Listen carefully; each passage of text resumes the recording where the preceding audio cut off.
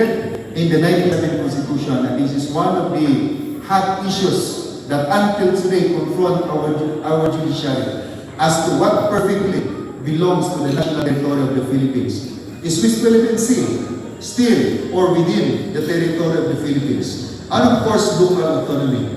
This gives power to our local government units to exercise and of course to oversee the local affairs. So you will see that as far as our laws are concerned, all laws must conform to the 1987 Constitution. But foremost among all these laws is the 1987 Constitution. Now, is this relevant in our study this evening, brothers and sisters? Doon na ba'y kalamagitan niya sa atong seminar karon nga semana?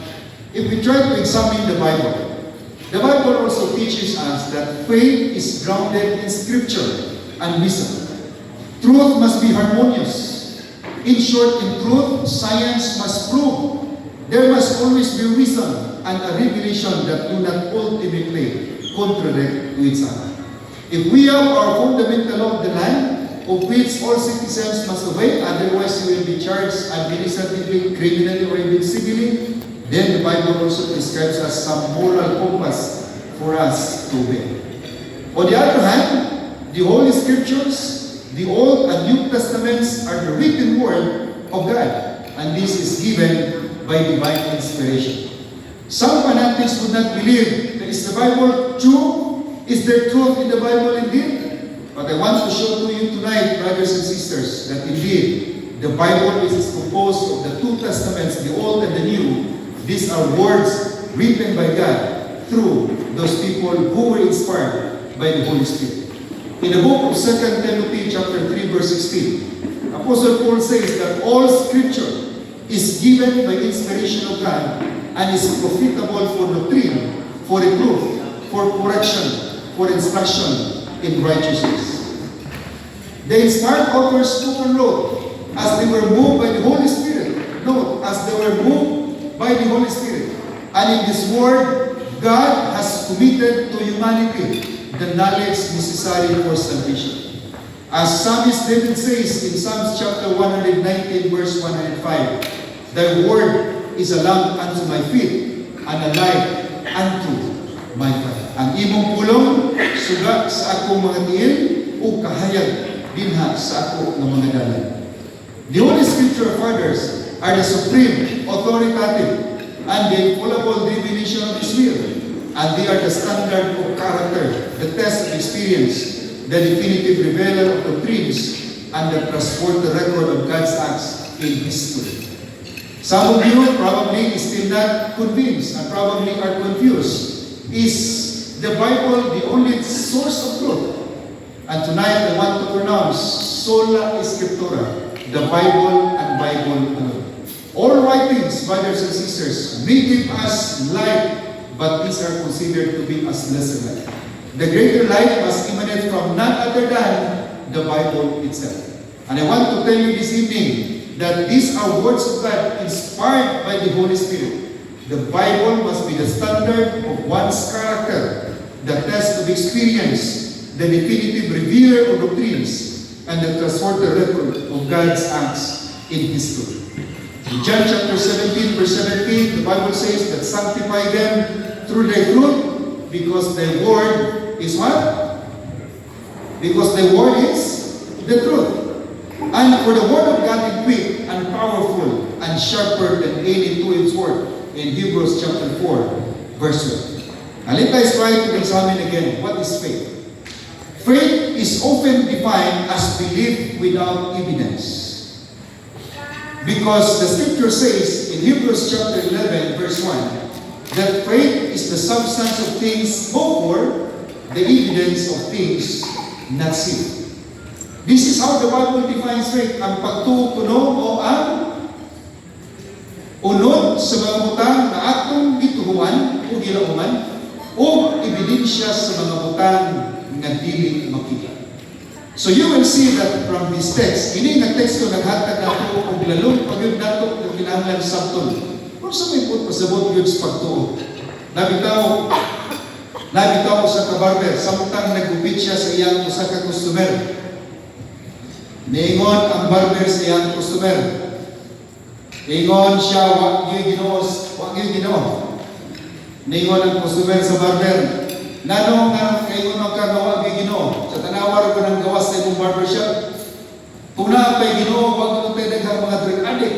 Wala gyud tayo mga rugby boys diha. Wala gyud tayo mga kawatan. Pero nganong naamong gyud gyapon kung naa pa lang ang Ginoo. Ningon po ng tao dito sa barbershop, ako po, digit po ko magtuo nga na barber. Ningon po ng barber, nanong na magkakaroon din nga wa magkakamagtuo barber. In short, kay wa lang itaas akong buhok, digit ko magtuo barber, digit ko magtuo mo. Kung pasabot, o di mo makita ang barber mga kaigsunan, probably you do not believe that barber exists. If you do not see God, you are not convinced that God exists. And this is now the substance of faith. Because faith, even if you are forsaken of an opportunity to see God, but you still believe in Him, that is faith.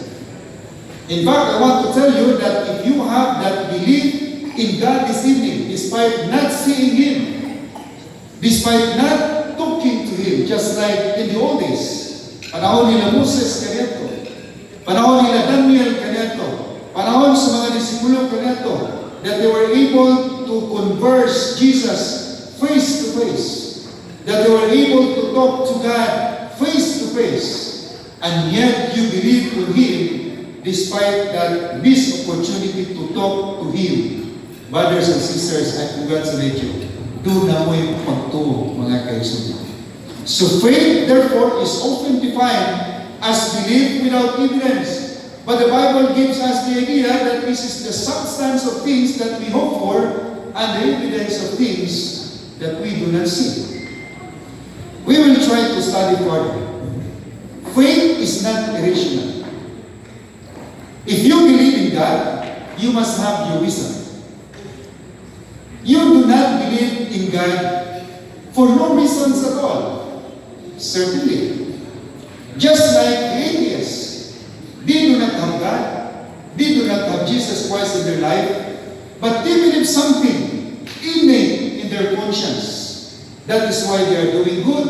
That is why they are doing something that does not contradict their belief.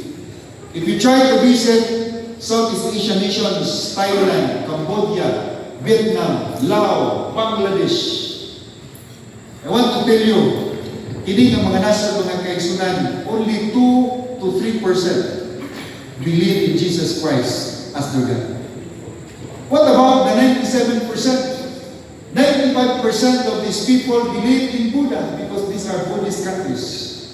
And only 1% also believe in Allah, our Muslim brothers. If you look at the numbers, 2%, let's say for example, of 100 billion population of Thailand, you will see oraning yung mga tao nagtuo kay Kristo. They do not believe Christ as their God because they have another God. And yet they are doing well. If you try to visit their countries, they are far more progressive than our country. Bubisita kini ng mga nasong mga kaigsunan, disiplinado ang mga tao. You seldom hear about corruption. Yet they do not believe on Christ, but they believe that there is God in their lives also. In short, whoever is your God, you say, kinsa niyong Ginoo.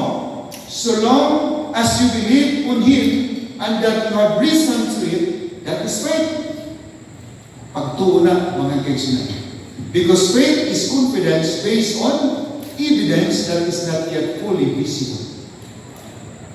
Ang pagtuo mo ang pagkumpiyansa o pagsalig base sa ebidensya ng wa pa nimo tanan nakita. Ellen White says, a prominent author, that God never asked us to believe without giving sufficient evidence. Ang Ginoo dili gyud mangayo nato mamutuo taniya. Gani siya maghatag og daghan og sufficiente nga ebidensya. I am sure that all of us this evening, brothers and sisters, believe in one God. Whether your God is Allah, Buddha, or Jesus Christ, you have your God, and we respect that because that is part and parcel of your freedom to believe. Our Constitution guarantees freedom of religion.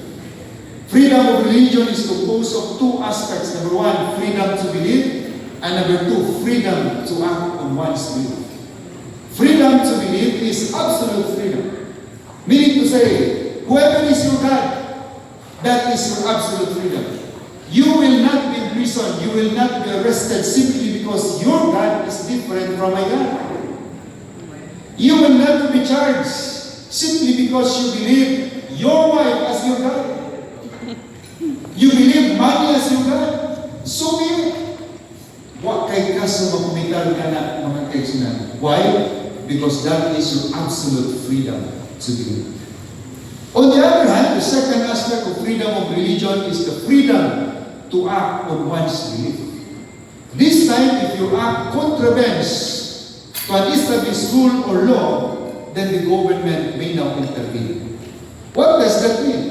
If you believe on baptism by fire, so be it, because that is your belief.